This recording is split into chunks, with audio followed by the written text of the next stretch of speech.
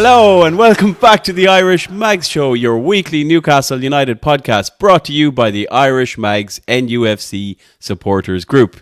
My name is Paul, I will be your host for today, and joining me are the Irish Mags equivalent of Paul Dummett marking Ashley Young. Ooh, it's Mr. Alan Williamson and Mr. Crisho Martin. Welcome in, lads. Is it too soon? It's yeah. Bit harsh, but all right. I don't know how that's slagging worse now, to be honest with you, though. That's tough going. I didn't know you were a professional wrestler, Al. The question is, and what everyone's wondering is, if the two of you were in a fight, which one's giving the headlock and which one's taking it? Who's going down in the box? But Al is giving headlocks, lads, all day long. Yeah. Don't mess with Al. He uses my head to get back into the bar. He just gets me in the headlock and goes, bang! I go straight through the door. It's the Dublin coming out of me. That's all that is. He just does that at Chris Show so he can steal your wallet. But anyway, we won't say any more about that.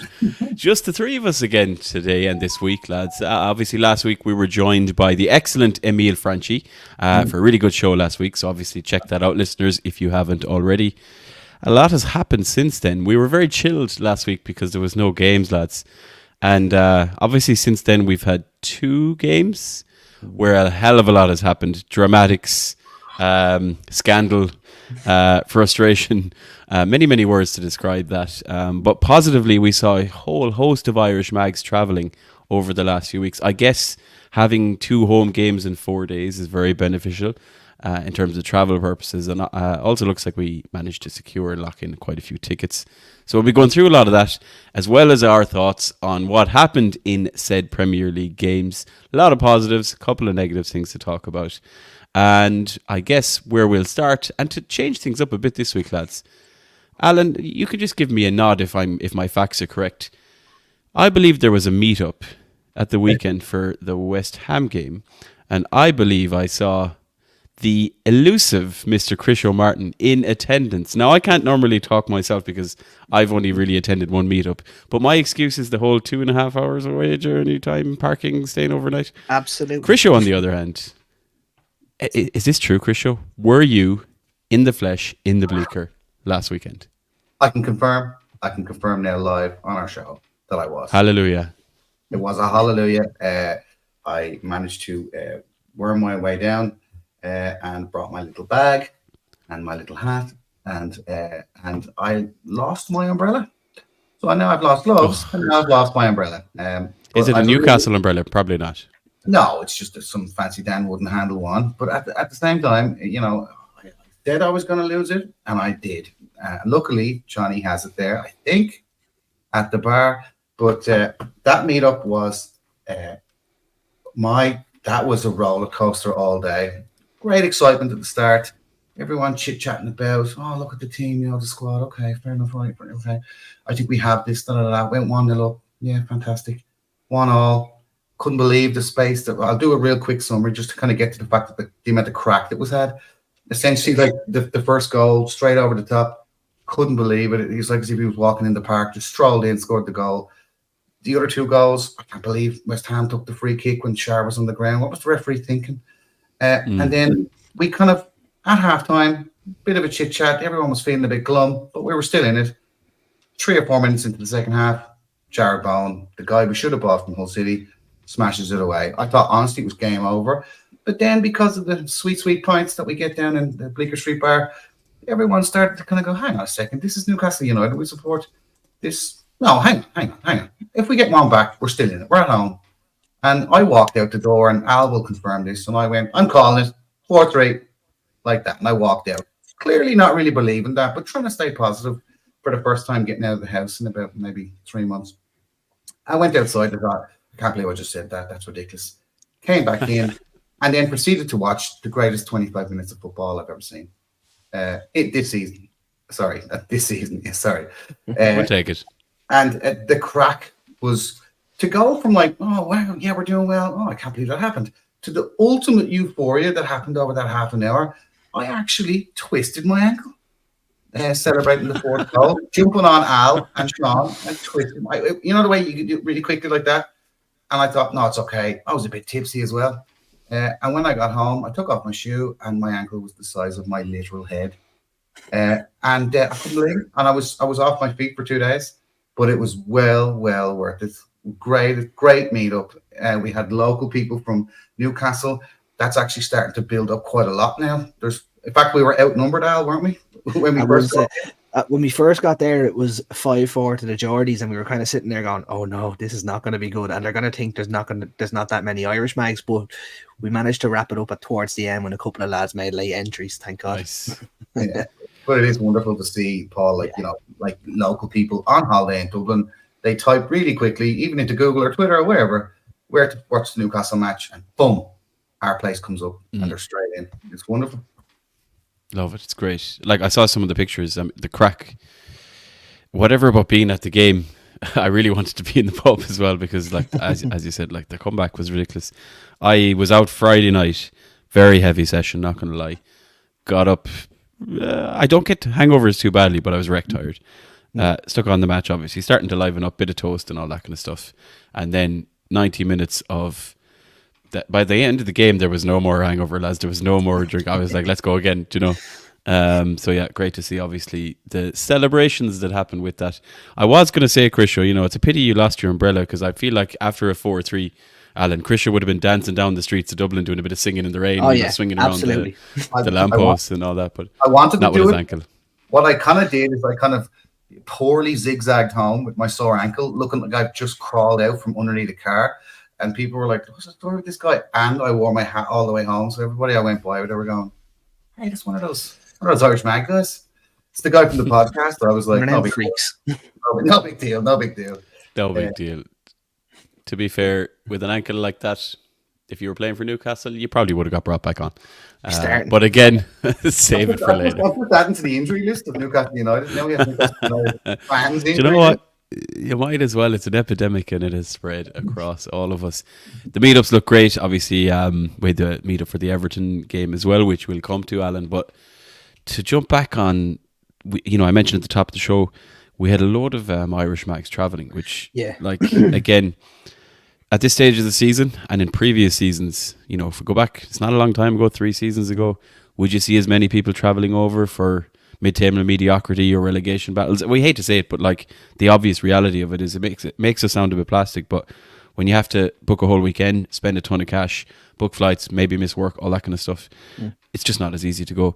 But looking at through some of the photos, which we'll bring up on the screen, serious numbers at both games by the looks of it. Yeah, we really did well pulling tickets for this game, well, for the West Ham game and for the Everton game. Like, just like you can see the photo from Daniel there, there's a literal gang of them. I think there's 15 lads in that photo, and that was just from one flight. And you're going, and Tev isn't pointing at something. He's got his hands by his sides. If you actually look, he must have had a point. There's a gun just wedged in his back there, told him, "Put your hands down." He's got a sneaky thumb. I think I could see a sneaky thumb down there, just kind of having a cheeky point. He's been listening to the pod. He knows. Trying to point at something. Yeah. But then you can just see as the lads were flicking their photos through, the tickets that we're actually getting are unbelievable. The views that some of the lads have, like Chris Regan sent in that photo there, and it's just outstanding. Like he's on the edge of the box, if you know what I mean, but like you don't get much better. And then David Bullman sent in another one from, I'm fairly sure that's Lee's corner. I'm fairly sure, but I would imagine, yes. It's a cracking photo. And then Cormac sending the video in of the young fella. I just love all that. It's just their first games, or even not their first games, their 51st game. The look on their face when they're walking up the steps into the cathedral, you cannot beat that moment. That young fella's been watching a lot of Jacob Murphy in the last 18 months. Yes. He's given it all that. He knows exactly what he's doing, and I'm 100%. And then you can just see the last photo we have here is of Tev after the game with the lads, who are a little bit merrier, shall we say, than the first photo we have of them. Yeah. They've done well. They've done well to still be standing, still have the flag, but it's probably 3:00 because considering it was a 12:30 game. So we'll say fair play to them. I would love to see a photo from about 9 hours later. Yeah, no, we won't put that. No, we don't get them, and if we do, we censor them heavily. And then, like, obviously we'll talk about the match in a moment, but just we got so many photos in, Alan. I just thought we got to get through as many of these as we can, because the Everton game also, and it's Tuesday night, Like, again, most of us will know it's very hard to get to a midweek game. But we had a good bunch of the lads over there as well for Everton. Cracking turnout again. Like, I don't actually know how many lads we had over for the Everton lads and lasses, I should say, because there was a few ladies at this game. But just getting photos. And to emphasize, I had a ticket for this Everton game, but the flights were nearly €450 for the return. So I was absolutely not spending that much money on it. It's just absolutely ridiculous. And that's our whole point of, you need to announce tickets earlier and make some sort of, just look after fans, lads, please. That's all we ask. But you can just see here, Conor McCaffrey, sorry, he has a lovely photo looking into the leases where you can see the flag being unfurled. Up the war flags. Up the war flags. Then you have Jeremy McMahon, who had a 45-minute walk up all 12,000 steps that he had to get up to level 7 of the leases. Fair play to Jeremy. We almost experiences his day. we saw him, like, while he was traveling and while he was at the airport and having a pint and going to the pub. And he was talking about the steps. I've climbed those steps, and the same in the Gallagher. Oh my God, it is tough. Tough going. Loving the Irish Mag's hat as well in that photo as well. Then we have Eamon Curry and his two young fellas, and he had sent a video of the lads walking up, I think it's Great or Market Street. Yeah. And it's the two lads are just absolutely buzzing. Now, it's one of the lads' first games and it's one of their third games, and you could just see how happy they were to be finally. And you can hear at the end, he's like, finally we get to be together, and you're just like, this is unreal for them. Yeah. Loved it. And then, unfortunately, you have my family. Yeah, coming up in the first one here is Carl, Paul, and Niamh, who my auntie, uncle, and cousin. And then in the second photo here, we have Sean, Niamh, Joseph, and Paul, who are Sean, we all know, is my godson and cousin. Paul's my cousin. Niamh's my auntie, and Joe's my uncle, and the reason that I am a Newcastle fan. So you can all blame him. It's his fault. Oh, that guy. His fault. It's all his fault. That man owes Krisho and me 19 episodes worth of 1 hour's time listening to you spouting on. That's what that man was. We wouldn't change it for the world, Alan. Yeah. I know, it's great. I mean, look, I know Sean was really looking forward to that trip as well. And it's like, I love seeing it. Like, it sounds weird, but like it just keeps bringing it back of, we all remember our first time visiting St. James's Park. And like, I wasn't a kid, lads. I'd say I was 18, 19. Because I may have mentioned it before, I was brought up in a man-red household. So I hate to say it, but I've been to Old Trafford before I'd been to St. James's. What I will throw in there, though, is I've seen Newcastle beat Man United in Old Trafford. So, nice balances out. The world restores itself. But love seeing all those photos, especially the lads that get in their first games as well. Unbelievable stuff. Let's talk about the actual football, lads. Yeah. The West Ham game, lads, when we were 3-1 down, it was like the lowest point of, it felt like the lowest point of the season. We were playing I thought we were playing poor. Like, a few things happened. Obviously, there was the Share incident that Krisho mentioned. Lascelles has gone down to give us yet another ACL injury to add to our collection, which... What did he go back on? What did he go back on? It's outrageous. I don't know. And I mean, there's part of me that says, if a player says he can play on, but at some point it has to be really? Like, should we just do a couple more checks? I don't know. But the Lascelles injury, parking the misfortune of it all, it suddenly just turned our defence upside down. And Krisho, maybe we could just talk a little bit about the fact that he's brought on Emil Kraft. Yeah. And it almost kind of changed the whole shape of the defence, I guess. Tino's gone back over to the left. Tino, obviously, then later getting injured. But the whole defence kind of, within moments, sort of turned upside down. And we paid a heavy price because it took quite a while in a game to get back to kind of like any type of robust structure. I think even the commentary team mentioned that, like, Newcastle look flat now. And I knew what he meant by, like, they seem a bit off now, because I think they all knew that Lascelles' injury was actually quite serious for the way he came off, the way he was shaking his head, the way he instantly put his hand up and stuff. I think it kind of shocked some of those guys. Kraft is stable. We've seen him play centre half before, but again, not just feeling flat, they were too flat. As in, if you see the first goal that West Ham scored, that was something you'd see on Sunday League. He just knocked it over the top. They just stood dead still, and Antonio was on side by about 3 yards, but yet he just raced away. And again, like we've talked about again on the podcast, Dubravka didn't come out quick enough. It's like as if he just realized he's a goalkeeper. He went, actually, I'm gonna have to say this. Yeah, you're the goalkeeper, Dubravka. Stop standing on the line. So he came out, but he came out too late. But sure, Antonio just slipped that through. But the injury really caused, it seemed to me, the whole dynamic of what Eddie had set up initially to just fall apart, which wouldn't have happened last year. And I know we'll come on more into the podcast and discuss more about Eddie's tactics and so on and everything else. But I'll be honest with you guys, I'm just glad it was 2-1 by halftime. If that injury would have happened a bit earlier, we might have been 3-4-1 down by halftime. But it seemed to me like that the gap between like Sean Casey had explained a couple of podcasts before, the gap between the defense and the midfield seemed to grow even bigger, and everyone just started to lose exactly what their instructions were, just by one player going off, which I find very concerning, I have to say. But they were very lucky to get their second goal, West Ham, because they shouldn't have been allowed. But things were looking pretty poor once Lascelles has gone off. Very poor. Yeah, it's a strange one because obviously Dan Burn is tucked in, right? And these guys played together a lot, even though like obviously Dan Burn is usually left back, Shearer is usually right side of centre back. The line kind of completely broke down, obviously, with Cratton there.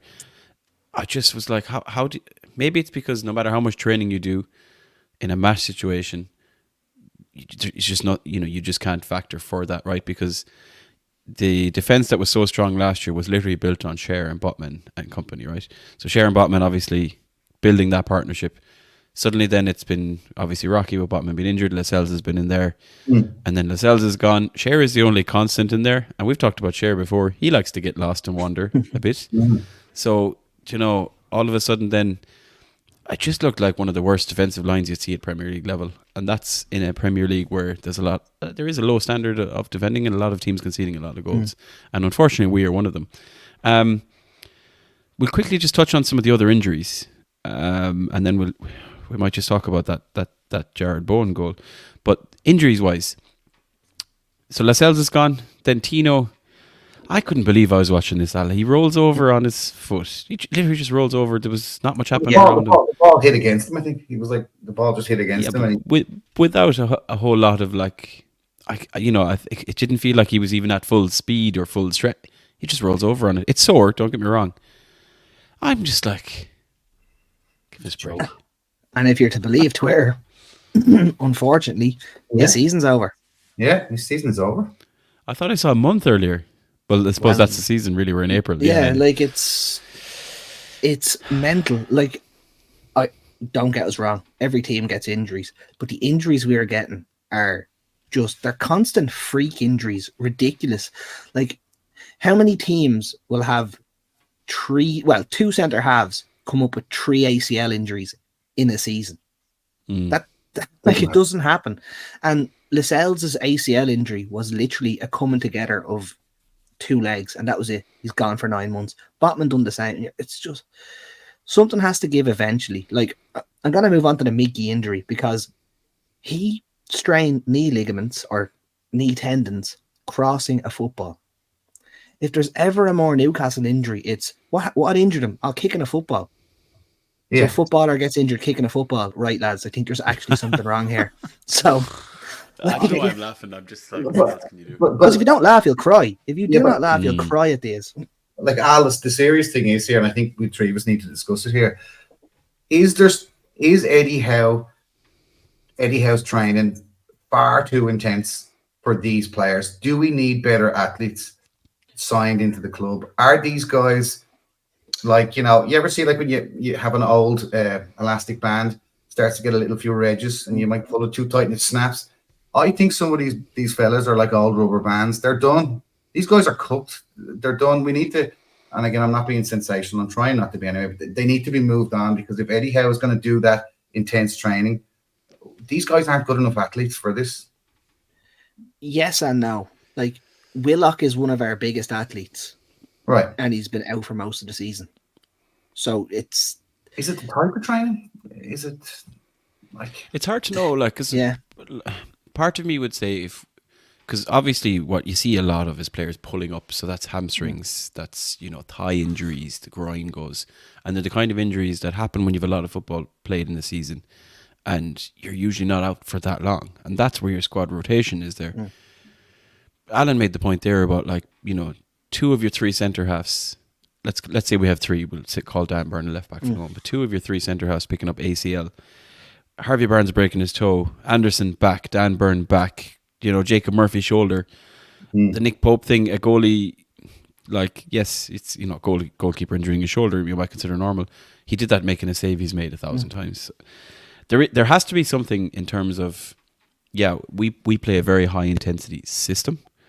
So obviously there's training that goes with that. And I think we spoke about this before, where our recruitment really needs to come in here. With we can slag the medical team all we want, but when we're recruiting now going forward, if this is the way we're going to play, we're going to need to make sure that there are players who can stand up to the test of training and match intensity.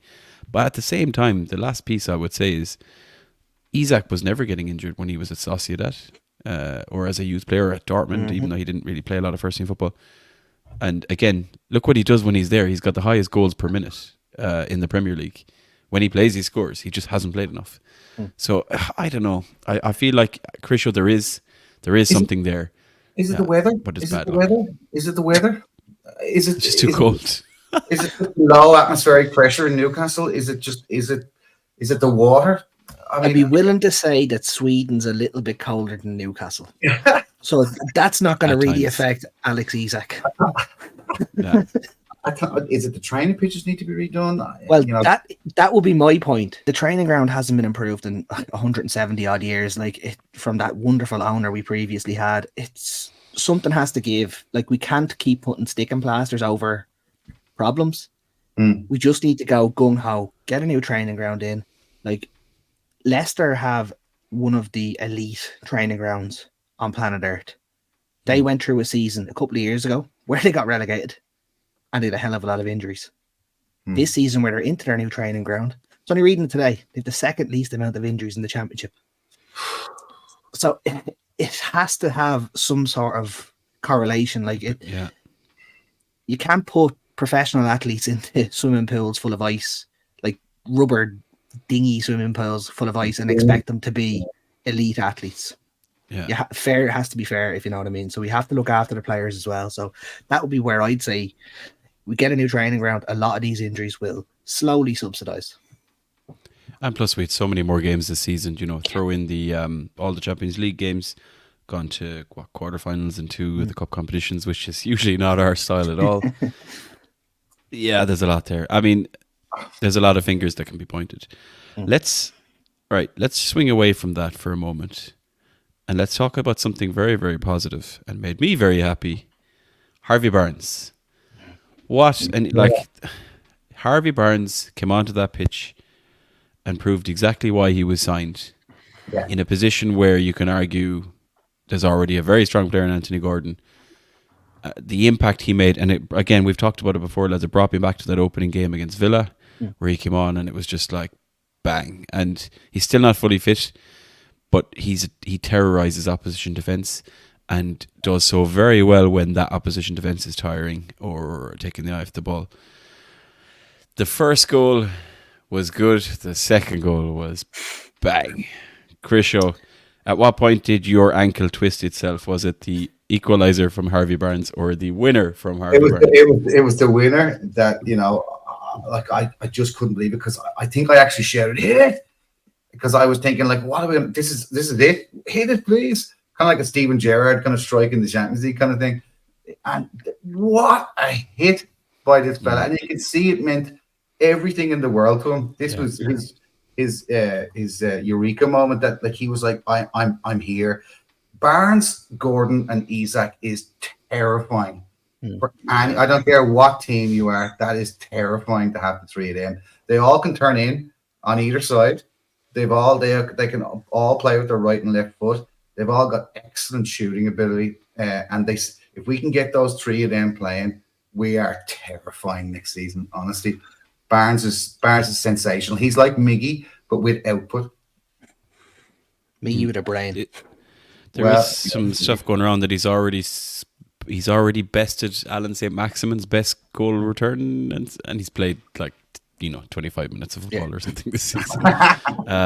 Look, no offense to Alan St. Maximin, different type of player, but that's why the decision was made. We can afford to let St. Maximin go and bring in Barnes because Barnes can offer that.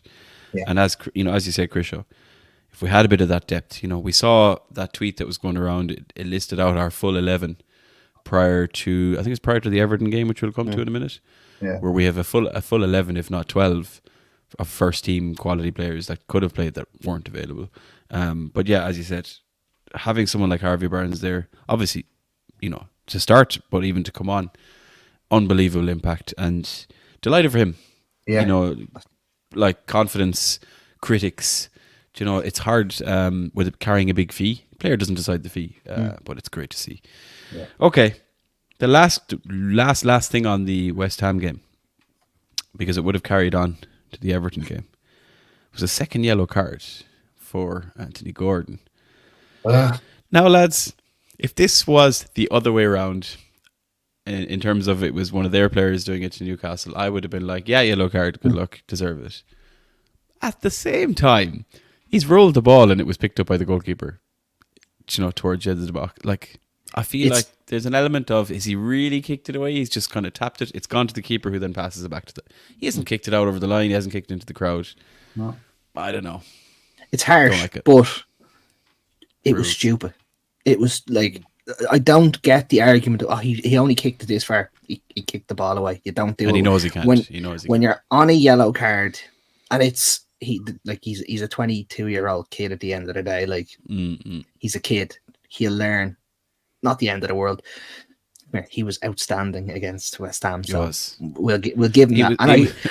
He was just getting the man and watch the word, wasn't he, Alan? Like the commentators got all confused because there was like, your man, Anthony Gordon. Okay, wait, where's he going? It was almost like a Chris Kamara moment. It's been a red card. What has he gone?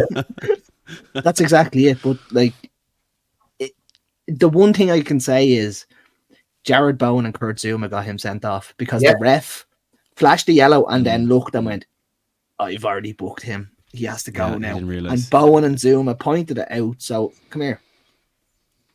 They were right. I'd be doing it too. If I was on a pitch and I knew someone was on a yellow card, I'd be like, you've just booked him. Fling his hook. Good luck to you.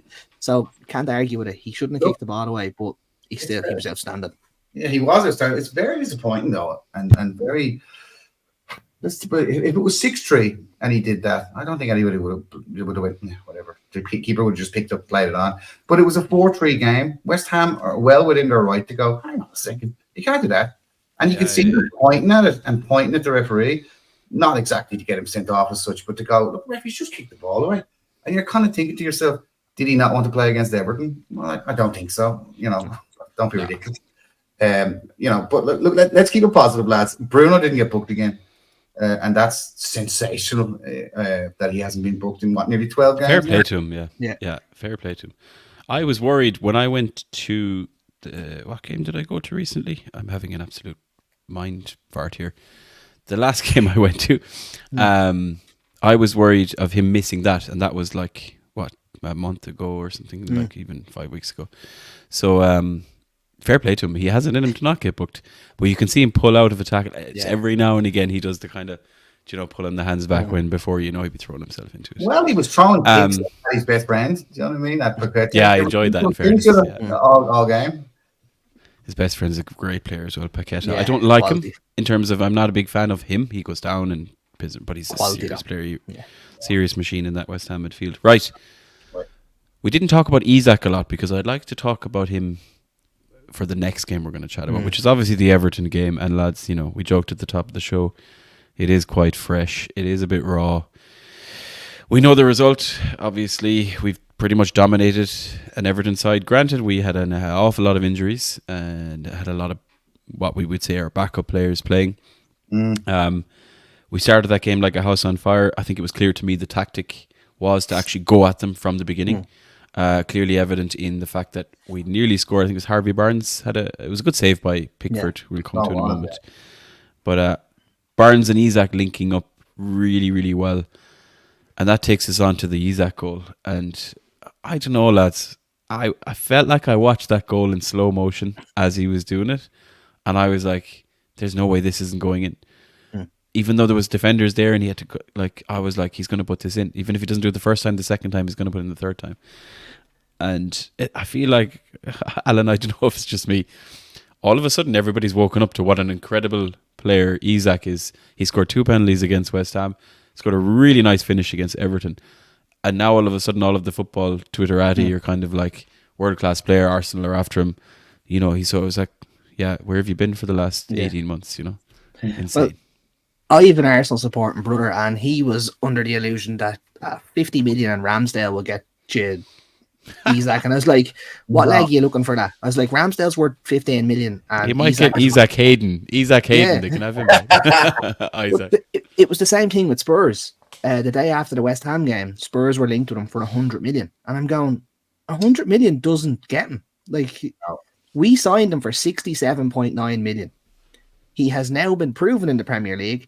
He is worth double that minimum.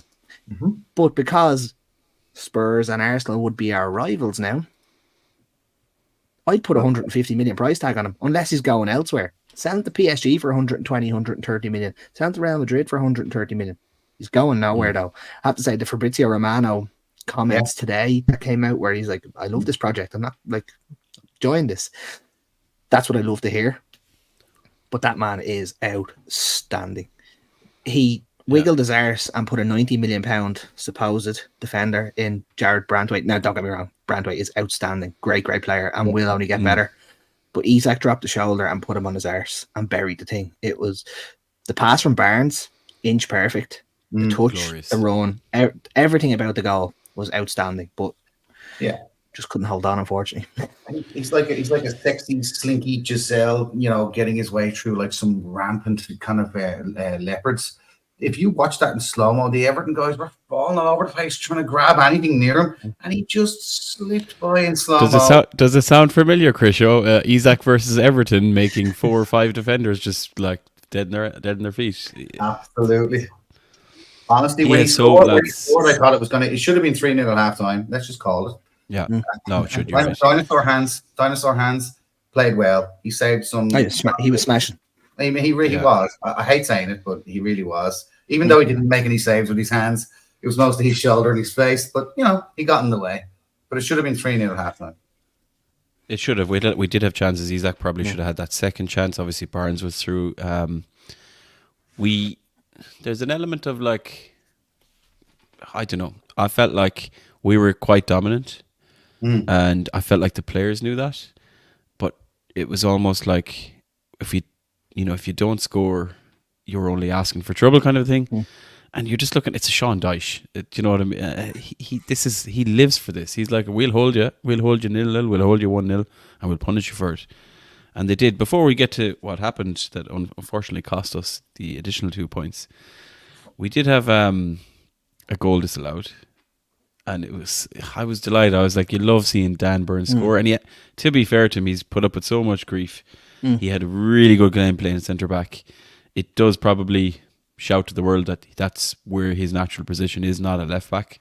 Because, you know, if you were to go on Twitter and look up Dan Burns' name in terms of fan sentiment, over the course of 3 weeks, you'd see him being absolutely roasted alive and then being praised for having an absolute barnstorming performance just by shifting in one, right? So I think that says enough. But again, it was really well worked. Isak was a fingernail, maybe a bit more offside, shoulders, lines. I hate it. I absolutely hate it. Skinnedy sack he was off by. It was. They slowed it down into the one frame image, which I think is a little bit unfair. Because I was like, hang on, has he even touched the ball to pass it yet? Why are we showing this? Because if you watch it in real time, he actually goes around him. I thought he did the run perfectly, but disallowed by millimeters. I think that's really unfair. It's not a travesty. It's not like we're robbed, but you just hate to see goals disallowed for hairline things and fingernail lines, and it's especially we when all it was say really that. well worked. We all say that until it's at the other end, and then you're like, he's a mile offside. What are you talking about? Miles off. Alan, Alan, this is biased, logical, normal content here. We would never ever lean in that direction. Okay. This hurts. We get to the 84th minute, something like that. To be fair, right, in one way, Everton, the subs impacted the game for them. They brought on Garner, who obviously hit the post, probably should have scored and could have scored. They had a good few chances. Pickford had the game of his life. Clearly thrives on getting so much abuse from about 50,000 odd Newcastle fans. Mm-hmm. Then they get a free kick. Free kick? It was a free kick. Yes. Arguably not the most aerial dominant player in history, Ashley Young, is being marked by Paul Dummett. Paul Dummett, incidentally, has just come on. What would we say, lads? Paul Dummett is clearly our fourth choice left back, probably behind Byrne, Target, Hall, and then Dummett. Obviously, being biased, Galway, Ireland, we would have loved to see Alex Murphy brought on. But at the time, you're thinking, okay, experience of Paul Dummett. Come on, don't do anything silly. Not long to go. Let's try and see out the game. Oh, no. Paul Dummett decides to effectively, headlock, choke slam, it was a rock rugby bottom. tackle. You know what I mean? It was a rock bottom, nearly in slow motion. I thought it was quite innocuous in real time. I thought, that's just a bit of a silly tackle. But you watch it in slow motion, it's unbelievable. He grabbed him in a headlock and dragged him to the ground right in front of everybody. Yeah. And so unnecessarily as well. Again, I mean, I was joking about the aerial threat, but the ball wasn't really coming near them, the flight of the ball. Things happen quickly in the game. It's easy for us to say, but it just, at no point was Ashley Young going to threaten Martin Dubravka's goal there. And this is where I get a bit of beef on penalties, lads, because I don't know the exact maths, and maybe I should do some research before I host a podcast, boys. The XG of that free kick and what's going on at the time and Ashley Young and everything is a hell of a lot less than the XG when you give away a penalty. So I feel like when you have these completely off the ball challenges, and I'm going to say openly, we had one with Fabian Scher a couple of weeks ago where he was pulled back, but he was never getting to the ball either. So you're taking what is, let's call it a 5% chance of doing something, threatening the goal, and then handing them a 75 or 80% chance through a penalty. We got it, and then now Everton have had it. For me, there's something there that I just can't really get by with, that you're taking an innocuous thing. It's like when the ball flicks up into someone's hand when they're in the box but way out, and there's 15 players between them and the goal. You're taking a sniff of a chance and turning it into a glorious chance. I just don't. I mean, I'm not suggesting a rule change, but for some reason it just doesn't sit well with me at all. So I don't know if you lads have any thoughts on that, because we could write a strongly worded letter on behalf of the Irish Mags if you do. I do. I have some thoughts on Dummett coming in and trying to play the last 10 minutes of a game for the first time since he played against Man City in the Carabao Cup, maybe. That maybe the Man United game, I'm not too sure. One of them was his last game for us, and it just, you can't expect someone to sit on the sideline for 6 months and then come back in and be 100% right. Yeah. He's not really playing for the under-21s. Alex Murphy is doing that. Alex Murphy was on the bench, so I understand why Dummett was brought on, but at the same time, I'm like, one of these lads is match ready, match fit, and has been playing week in, week out, and one of them has literally been a first-team coach for this whole season. We brought the coach on and it backfired. Look, come here, it happens. It's not the end of the world, but I do, I don't see why he done it, but I do understand why it happened. It was just rustiness, and he wanted to try deal with the ball and dealt with it awfully. I mean, Al, are you saying like that he brought Dummett in because Dummett has more experience and he could count on him more? Yeah, really, but, last minutes. Yeah, pretty much that's why he was brought in, but it didn't really work out. Jeez. I don't know. I mean, that should be the end of his Newcastle career. I'm going to say it. I mean, I know it's not, because we don't have any centre backs at a professional football club. We don't have any centre backs, but I mean, I think he's actually he might even get a new deal, right? He might get another year. There's whispers on Twitter today that he's getting a 1-year extension now because of all the injuries. So, wow. I mean, in one way, yes, that's the injury situation. But unless there's real pressure or something, I don't know. Maybe it's a summer decision to make. But it does kind of pose the question, like so let's go back to the Lascelles injury. it was Kraft that came on rather than Hall, right? In terms of how it was shifted. In this situation, it was Dummett rather than Murphy. I can see why, experience and so on. But Alan, to your point, you're throwing a player onto a frantic situation with a club who are desperately going to be fighting relegation and know that. And again, Sean Dyche ball. This is what they do. It's not worked, and it's a pity. Sometimes you'd like to see a bit more faith in younger players who, as you said, are playing a lot more football and who have a lot to prove. Yeah. And maybe that just doesn't happen if it's Alex Murphy. But we'll never ever know. And unfortunately, we've dropped 2 points, lads. At a time where West Ham, I think, drew against Tottenham shortly after. 1-1, yeah.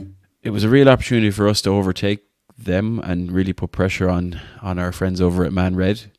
And really just kind of kick off what is now, 8 games left. Because I think we've just hit the 30-game mark.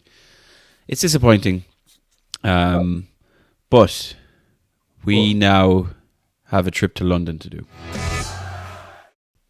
Quick preview on the weekend's events. We are going to play Fulham. Fulham have been in not great form. There's been a lot of talk of they've had a decent season. But actually they've been pretty poor form lately, Krisho. And I know you watch a lot of Fulham, definitely. I know this for facts. But look, if we just consider all the injuries in particular, like in terms of our shape, our confidence, our form, morale, going into an away game to London after 2 home games, knowing we have all these injuries, what's the shining light here, Krisho? The shining light here is that they were 3-0 down against Nottingham Forest and they took 3 players off before halftime who literally looked embarrassed and disgraced when they were coming off. They didn't even look at the manager in the eye. They're 3 important players for Fulham. That's going to cause a bit of a bad feeling in the camp, in the training camp. They're kind of on and off.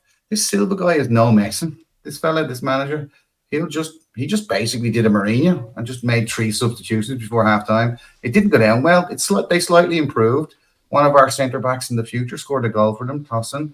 We'll be getting him in and Lloyd Kelly in before you can blink an eyelid. But I'm going to go, obviously my bad take will come up, but some people would say as long as Sean Longstaff's not playing, we might get a win.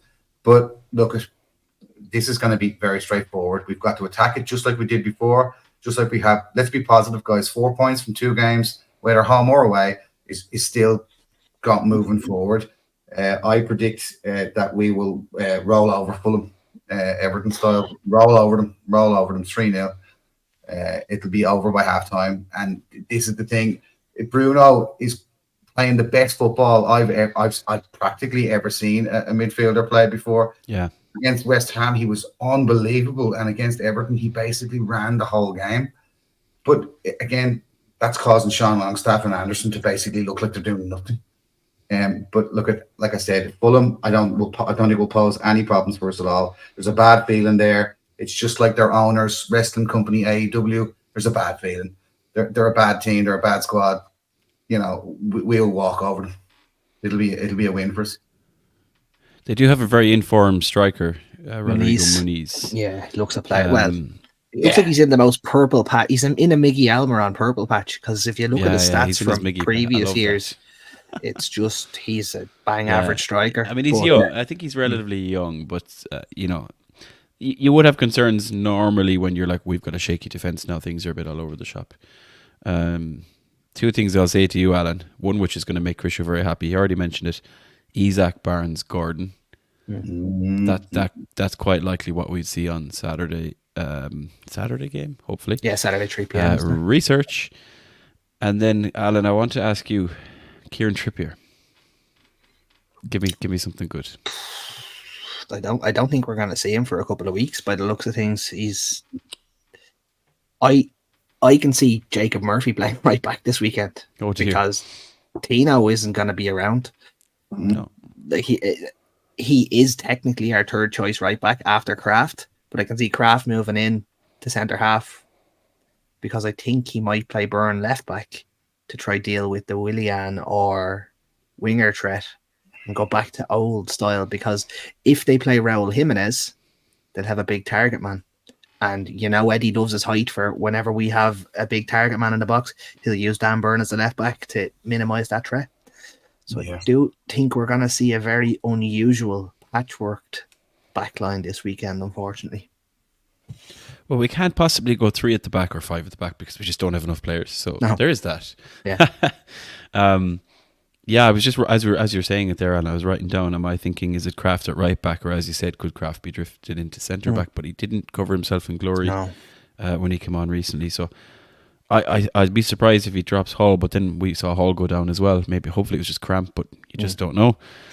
Such is our life. The midfield probably picks itself. Willock maybe in for Longstaff. Probably Anderson, even though we'd like it to be Longstaff. We haven't talked about Longstaff for the whole show because I would just say it. He's got enough grief probably out there, especially in the Irish Mags WhatsApp group. He again, lackluster performance from Longstaff. Anderson was decent.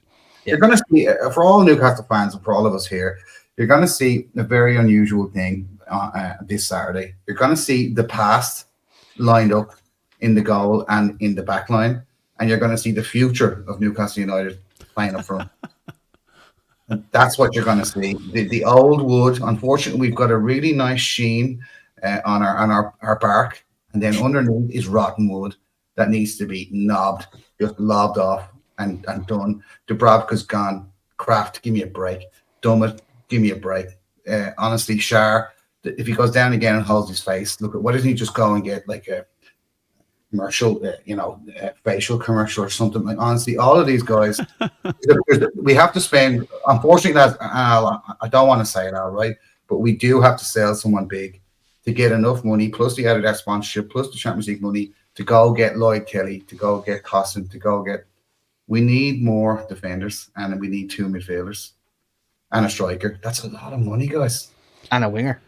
I know.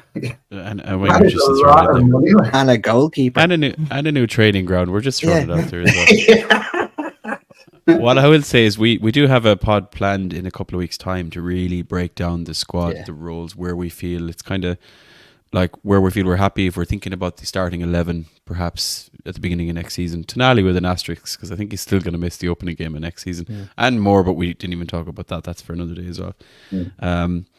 But I guess, with Fulham, again, just Isak on form, Gordon coming back in, ready to go, raring to go fresh, and then Barnes, got his goals, got his assist in the Everton game. I think it'll be too much for Fulham as well. So fingers crossed indeed. Krisho. Yeah. You said 2 words that are my favourite 2 words of the week, and it is, of course, bad take. Let's have it. Right, and I want you guys to be involved in this, okay? I really do. Okay. It's interactive, Alan. It's an interactive one, honestly. All right. Okay.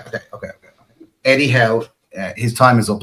Okay. I know I've said it before, but this is what I'm pulling from our community. Okay. Eddie's time is up. Okay. Forget about injuries, boo-hoo, all the rest of it. He's one-dimensional. The tactics are incorrect. We don't have any backup plan. The fact that he didn't push for somebody to deputise Pope. The fact that he's fallen out with some of the players. Clearly, Callum Wilson is leaving. Callum Wilson will never play for Newcastle United again. He wanted to go to Atletico Madrid. There's a lot of things that have just been rolling the last couple of months that really, really, honestly, this is a business, gentlemen. We support a business. Yeah, these guys are in it to make money. Yeah, sure, they want to make trophies. Yeah, sure, they want us to wave our scarves and be happy. Yeah, that's that's the side we're on, right? But this is a business. Yeah, and Eddie Howe, his injuries withstanding. Yeah, if you just really forget about the injury thing for a second, just look at it really tactically and how he's running the club. It's a C, and it's a C minus.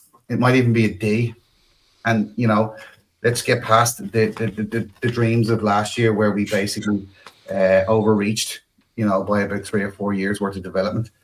Eddie Howe is not the man to take the club forward, whether next year or in the next decade. I don't know who's available. That's why it's interactive for you guys, because this is really growing now. It used to be just a little small voice. Then it was kind of like a little bit louder. Now it's shouting, It's a big thing. People are genuinely coming out and saying Eddie Howe is up as the Newcastle manager, and that's the first change they'll make in the summer. As is always said, the stupidest people shout the loudest, and that's exactly what's happening there. Eddie Howe's going nowhere. Just to put it into context, right? The Everton game, 3 of our starting 11 would actually be in the starting 11. The rest of them were reserves or backup players or lads that just generally wouldn't start. You've Schär, you've Bruno, and you've Isak. Yeah. Barnes wasn't getting into the side, so you can't say he was. Like, it was literally the replacements on show, and lads are going, "Oh, he's not playing like we did last." Of course, we're not playing like we did last season. We have literally had half a team for the whole season. Could he have done something to change that? Probably could have done a little bit better. Yeah. But it's a learning curve. It's Eddie's first year with European football as well. There's no point going out, and we don't want to become a Chelsea. I'm not going down the route of having a new manager every 18 months. I want someone who he can build a legacy. Maybe not to the extent of Sir Alex Ferguson, but look at Klopp at Liverpool. His first season was no great shakes. Second season wasn't even that much better. Third, fourth, fifth season, he was challenging for title after title after title. These things don't happen overnight. You have to be patient. You have to look at things from a perspective where you're going, we were dreadful for the last 15 years. We are now becoming good. Do you honestly expect it to happen overnight? If you do, you're in the wrong sport, mate. Yeah. Go buy FIFA and play Ultimate Team, because that's not how real football works, unfortunately. Eddie's going nowhere, and I'm not even going to warrant giving you who I want to replace him, because it's just not happening, and that's the end of it. I agree. I agree. I can't add much more than that, Chris, but I usually like to bring this back to kind of a little bit of context. You look what Eddie Howe has done with the side he inherited and has, and the players, he's a manager, but he's a coach. And what he's done, what he's managed to squeeze out and get out of the players he had. Obviously, the players are brought in, and some really, really good ones, and then the players who were there. And then I put Erik ten Hag and Manchester United beside that. If any of you lads can tell me one player who's gotten better under ten Hag, and we're not talking about crazy, like the timeline isn't that off, right, in terms of the length of time at the club. Rashford is worse. Bruno Fernandes has gotten worse. Like, the defence are all worse. The only players you might say are looking good now, even now, recency bias, but Højlund, Mainu, right? Højlund was a new signing. Mainu's been down in the academy. He's a super, you can't give credit. So I'm looking and I'm going, Almiron's not going to be good enough, but Almiron had his purple patch. Schär for most of the season has been outstanding for a 3.5 million centre half that has some defensive issues. Jacob Murphy, like, sometimes you see Jacob Murphy and you think this guy is an absolute weapon to have, and I'd love to have Jacob Murphy around, because Howe has gone and he knows exactly what he's good at. Use the burst of speed and be direct. So for me, that's where it is, Chris Show. Right. It's an incomplete take until you say who should replace him. I saw Marino's name thrown around in the chat, and I nearly crashed the car.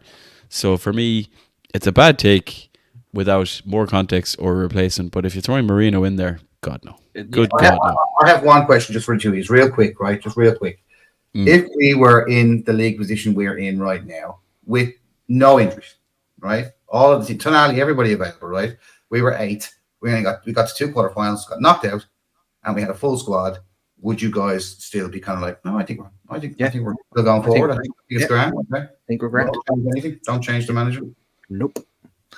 Okay. Unless there were clear signs of like underperformances. So like if I could see, players playing crap, if we're getting smashed in games, but like, like Alan said, where we're playing with half a team coming up against, it's Premier League's a tough league. If the performances are, clearly alarming, and we're scraping results, then you're like, okay, maybe. But if you can see the plan, because this is where I go back to Ten Hag, you have no idea what that plan is on the pitch. I have no idea what their identity or their philosophy is. It is clear with Eddie Howe. There's stuff to be improved, plan B, etc. But I still wouldn't be worried, and Chris, I really don't think the board are worried.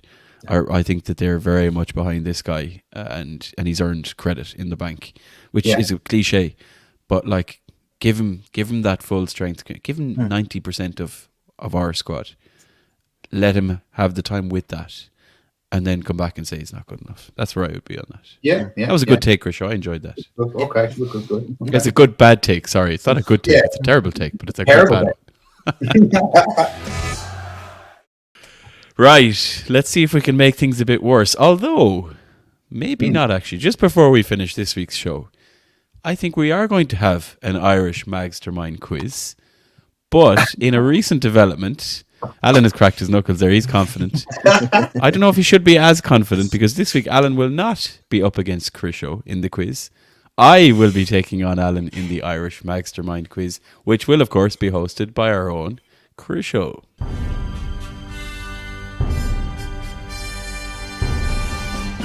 Anybody listening, I was kind of like, guys, can I host one of the quizzes? Because I keep losing all the time. It's frankly, I'm losing some cred. Not that I have that much cred built up, but I'm losing some of it. No. Oh, thanks, Paul. Thanks. So I just thought, right, I'll host one of the quizzes, right? And Paul, you and your Magstermind stuff, and you seem to give off the impression you know quite a bit. So let's give it a crack. So what it is for the quiz, guys, right? Just because they mentioned during the game at Everton that Isak he's one off getting 20 goals, right? And I said to the guys, we'll do one about who scored 20 goals in the season. And the lads reminded me that's probably about 6 players. So that's not really a quiz, right? So what I've gone for really is who scored more than 20 goals in their Newcastle career in the Premier League, right? There is probably around 31, but what I'll do is I'll give you essentially, I'll just go Al, Paul, and essentially speed.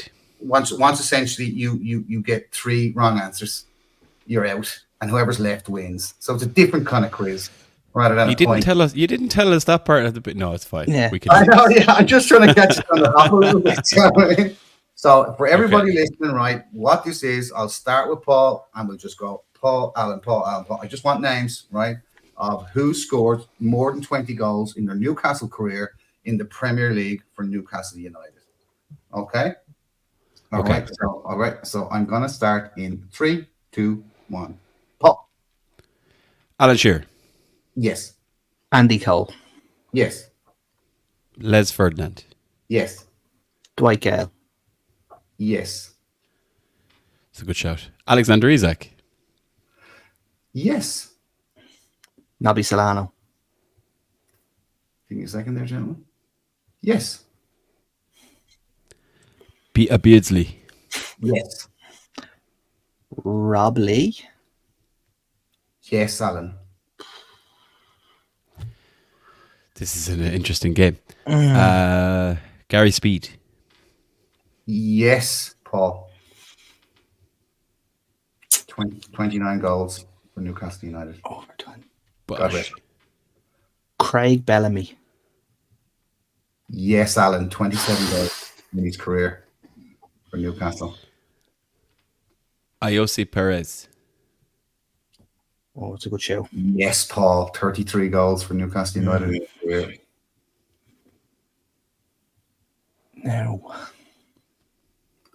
I'm gonna have to rush you, Alan. I'm gonna have to rush you, just like he says on that program.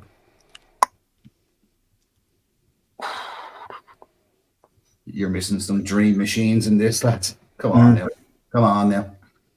Some of them are actually quite recent. Papi Cisse. Yes, Alan. 37 goals for Newcastle United. Did he?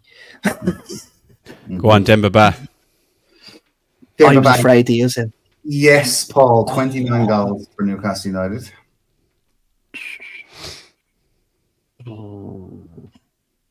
Andy Carroll.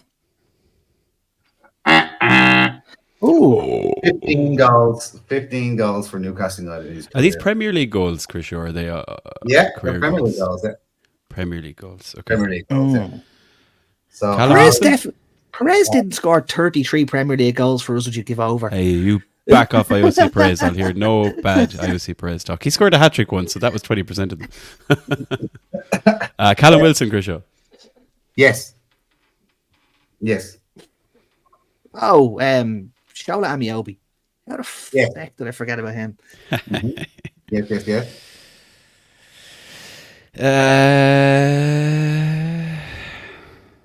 This whole Premier League versus Championship now has really thrown me for what the next option I had here. Kevin Nolan. Oh, that's a good show. I'm afraid not. Double check it. I'm running it here. I'm double checking it. Interesting. No. No. Not to worry. Sorry. So that's one each that you got wrong. Did he do it in the Premier League? Chris Waddle. I don't No, know if he did Alan. it in the Prem. Yeah, he was way too early, isn't it? Al's 2 down. He's only got one chance left. Lauren Robert. Oh, yes. 22 goals. Nice. Al, you've got one chance. This could be a sensational debut victory for Paul. Lee Clark. Doubt it. Surely not. Really? Sorry, Al. Wasn't it? In my mind, to my mind, he wouldn't be in a huge goal scorer. I don't know. I just wouldn't have. got He definitely. He's played for us for like 10 seasons. 8 goals. 8. Lee Clark definitely scored more than 8 goals for us. Honestly, this is We'll trust him for now. And we 8, can, honestly, 8 goals, Al. That's what I've got here. 8 goals. Hey, Alan, don't hate the player, hate the game. Yeah, Philip Albert. How many do we have left, Krisho? You have Kevin Nolan got 12, by the way. Don't name them, obviously. No, I'm just saying like that. You guys were just asking about. You've got 1, 2, 3, 4, 5. 5 left. Michael Owen? Yeah, well, Yes. yeah, he's one. Yeah. Joe Linton. Joe Linton. Ooh. No. No. No. Miggy. Miggy. Yes. It's a good shout. 2 of the guys. One was from Nigeria. One was from Nigeria, and one was from Wales. Oh, Obafemi Martins. Yes. Wales. Yeah. And Wales. He is a coach in the Premier League. We had Bellamy already. Yeah, we had Bellamy Oh, already. you have Bellamy? Oh, Yeah. sorry. Lewis. Yeah. Sorry, apologies. That's it. Lua? John Linton is 18, Alan. Julian Wow. has 18. Oof. Yeah. I can't believe that Lee Krisho- Clark only scored 8. That's baffled. Krisho, can I just make an inquiry? Do you send me a crown? Do you need my address? How does this work when We have Adam your is address. dethroned? We have your number. We're gonna Fair play to you. I'm gonna send a famous Krisho green marker, which I Ooh. write all the bad takes with. That's coming live to your house in a small box, and a Love picture it. of Al, kind of like Crying. So that's it, gentlemen. Congratulations, Wow. Paul. Your debut performance Nice one. on the quiz. Fair You play win. to you. Fair play. I shall take 100% it. record. Gone. In a week where wins are welcomed at this point after the Paul Dummett fiasco of April 2024. Thank you for that, Krisho. Well, on that bombshell, lads, I think that we can bring episode 18 to a close. Huge thank you to both of you, obviously, for joining, lads, and a big thank you to all of our listeners who have tuned in. Of course, if you were listening, watching on YouTube, hit that like button, hit the subscribe button, and of course, if you're listening on Spotify or Apple or wherever you get your podcasts, drop us a follow, drop us a 5-star rating, give us some feedback. It all helps, and we may even go so far as to read some of those out live on the show. We will of course be back for some more Irish Magnus next week, hopefully another 3 points against Fulham. So until then, how way the lads, slán go fóill, and we shall see you all very soon. Say goodbye, gentlemen. Slán a while, you lads. Slán lap.